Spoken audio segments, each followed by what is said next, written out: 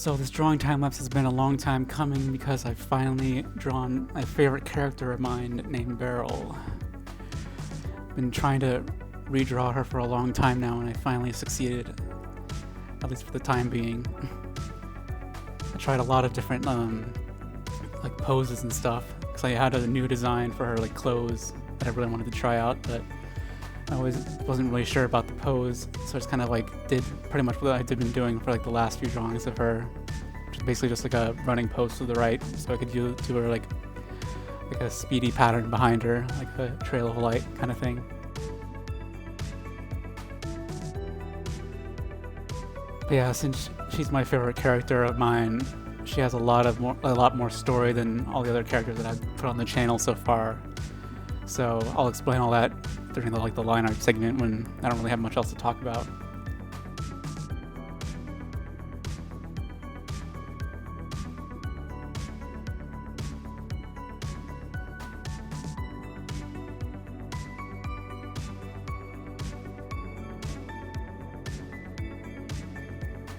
Yeah, I drew a lot of poses in advance to test them out, just like very quickly roughed them out. So this is the first time I've actually taken a very rough sketch and turned it into a full-fledged drawing on top of it, kind of like tracing it like over again, even though I usually only do that for the line art.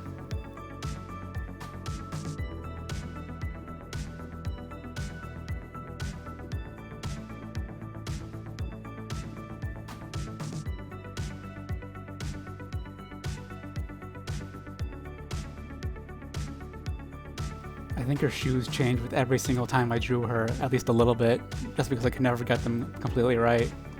Now I feel like they're much more like tuned with the rest of the design.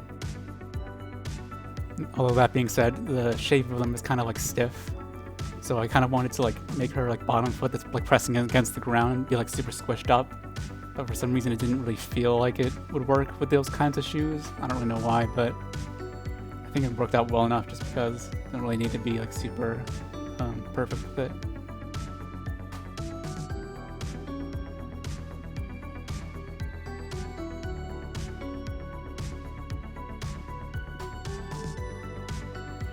But I knew her scarf would be the hardest part to deal with because it would be flowing in the same like sort of area as her arm. I can see I can just do it separately so I could like move it around on its own and like adjust it accordingly. Of course, I could never really get the right feeling with the sketch alone, so I just kind of like roughly shaded everything in with color, just so I could see everything more clearly.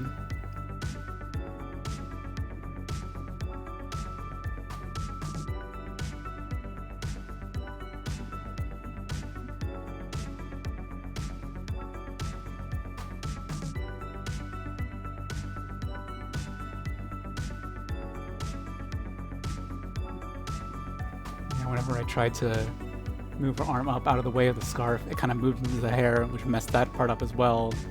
So it was kind of really like annoying. But I eventually just kind of settled on something that looked alright enough. It doesn't really feel like perfect still, but it feels good enough.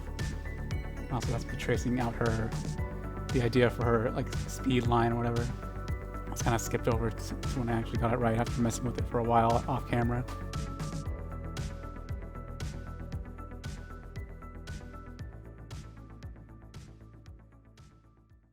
But yeah, her story is definitely my biggest and most like complex idea that I've had in terms of stories, because I usually kind of like make things pretty simple, and even hers is kind of simple on its own, but definitely more complex than anything else I've ever made. The world of her like entire story is sort of like just like put a framework on it to make it easier to understand. It's just kind of like the idea of Star Wars, where it's just like there's like aliens everywhere. There's like the story takes place over multiple planets and different like cultures and like locations and all that. But obviously with all my own like original like species and characters and all that, and like mechanics and all that. And of course, one of the big original mechanics is that there's a lot more like fantasy and like whimsy and like really colorful, like interesting worlds that are not really like supposed to be super realistic and not like natural looking, at least by Earth standards at least. And also the main like entire like focus of the world is the fact that the gods that have created the world have like entered their like the dimension to like interact with people, and of course that obviously will cause a lot of like weird conflicts and changes in like how society works and all that. And of course, one of the main ones is that since a lot of people would obviously ask them for power, since they can just like grant power like on a whim, they made it so like not even they could like control what power they give, and like they could only give like there's a lot of like limitations to their like power giving abilities, so no one could like possibly like trick them or like mess with them and like basically take over the entire world. But of course, even with that system in place, there's still sometimes where people would go crazy with it. And of course, her story begins where the main villain of the entire story, named Raya, who's like this sort of like insectoid woman kind of creature. She like obviously ends up with her like power of like mind control and all that. She like basically starts amassing like an unwilling army and like starts terrorizing the world. And of course, with all those like troubles, a lot of people ask for like those powers again to like escape the threat. And of course, that's where Beryl comes in, where she like her mom asked a god for the power, like whatever power she needed to escape. And of course, that ended up being super speed, as you can clearly tell by the finished drawing.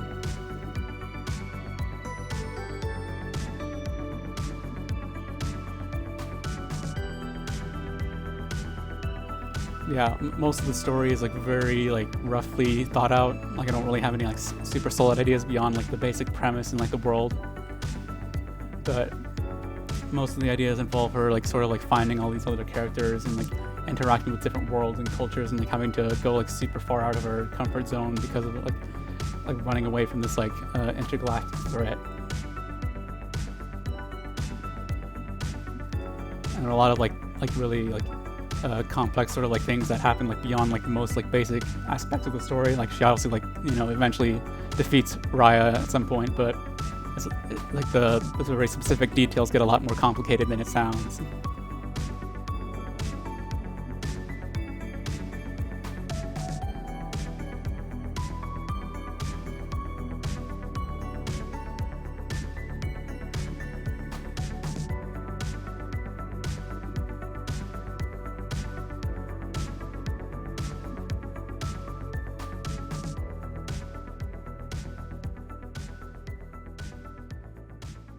Yeah, one of the most important things I want to try and focus on in the world is that, like, unlike most like sci-fi, and including like Star Wars and even stuff like Star Trek or whatever, humans are basically like the background characters to the entire universe. Like everyone else, like they're not really special at all. Like even Beryl, who is like the main like human anchor in the entire story, is not even like fully human. She's partly another species of alien. She doesn't even live on the human home planet. She lives on the planet of the other species that she's a part of. And of course, she doesn't even have her family to interact with throughout this story, so she'll be forced into like all these different situations where there's basically no one around who like fully like encapsulates her as well. So she really just has to like adjust to everything.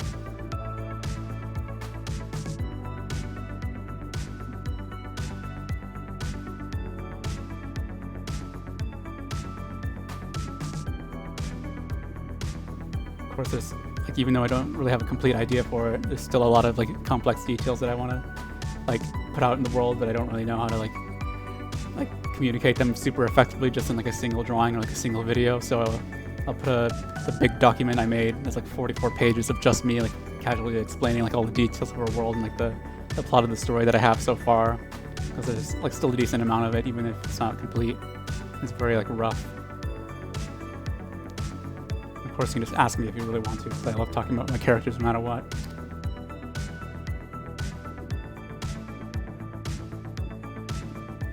But going back to the drawing, whenever I draw her, I just like can always, it's so easy to just for me to like turn it into like a glow in the dark drawing, because like her eyes, and as you can see, like her eyes and like the freckles all over her body all like glow in the dark.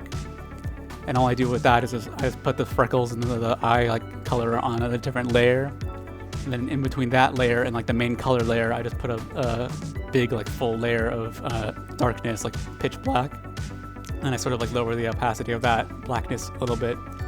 and then when you just like turn it on, it just automatically looks like it's glowing in the dark, just because that's probably how it works anyway. It just kind of like overlaps the shadow and doesn't really like emit its own light. But then of course I redesigned her clothes to have those like light strips on them, so she's even glowing a little bit more than usual. And of course in this drawing will be the first time I actually draw her like super speed, like light trail with the darkness behind it, so it'll also look really nice with it like that.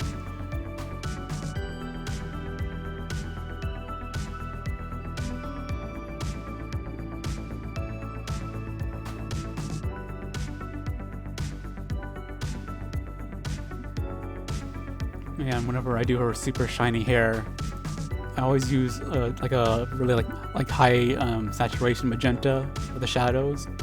So whenever I go underneath it and like do like an undershadow for the highlights, that multiply layer kind of reveals like the magenta kind of like pinkish purple, like wherever I put the undershadow or under highlight. So it just kind of gives that like extra little bit of color.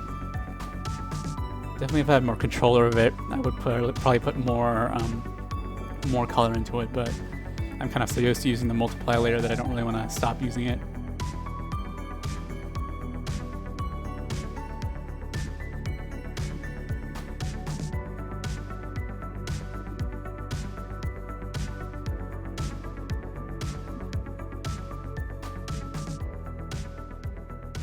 One of the other things that I really like about her character is more like outside of the story, because I kind of like thought of her like for the first time like super quickly, like flawlessly almost. Not like flawlessly like the design is flawless, but flawlessly as in like I had so many like design details already like imagined in my head like the second I like imagined her, because she like occurred in my mind when I like was doing like the usual like artist thing where I kind of like imagined my characters like dancing or singing or doing whatever to like music or whatever. But I think for the song by Fent or however you pronounce it, it's called Lone Song. I just kind of like imagined her like on a snowy mountain, and like as like the beat picked up, like she got like used her super speed to like speed off into the distance, and that's just sort of how her like entire like image like came together. It was pretty much all there, like her red hair, like the shape of it, like her eyelashes being all like thick and all that, and all like the colors and all that kind of like appeared in my mind super quickly.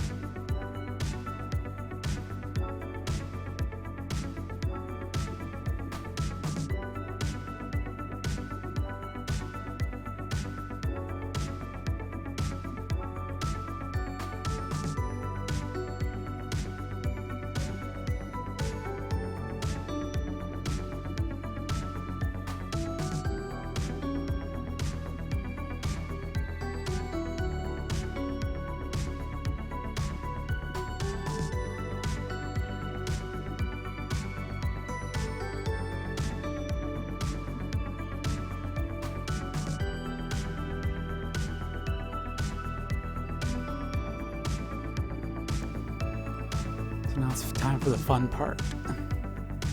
I always, like whenever I do like a drawing and I have an excuse to do like effects work in some sort of way, it's always fun because I never really end up doing like settings and stuff. But of course, every once in a while a character will just have like an effect coming from them, like a magic like flare or something.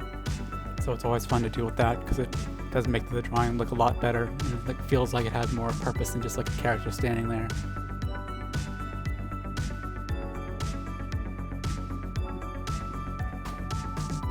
with her super speed sort of light trail thing, I imagine it looking a lot like the light ribbons coming from the Tron like light cycles, the Tron Legacy one specifically, because it's more like high def and all that, and like more glassy and all that. But obviously, I kind of like do a lot of other things too with like the after effects, like the after images, I mean, and like the glow and all that. That's because it's much easier to draw that kind of thing when you don't have like the light cycles always like distort like the images behind them and all that, or like reflect everything around them. But this case, I don't really have any effects to reflect or anything, so I can't really do that.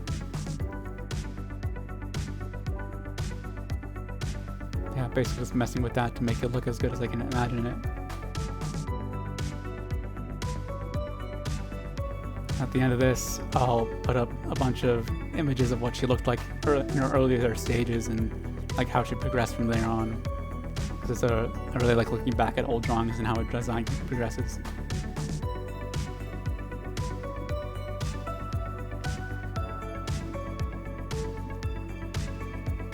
Yeah, now this version is much better than it used to be.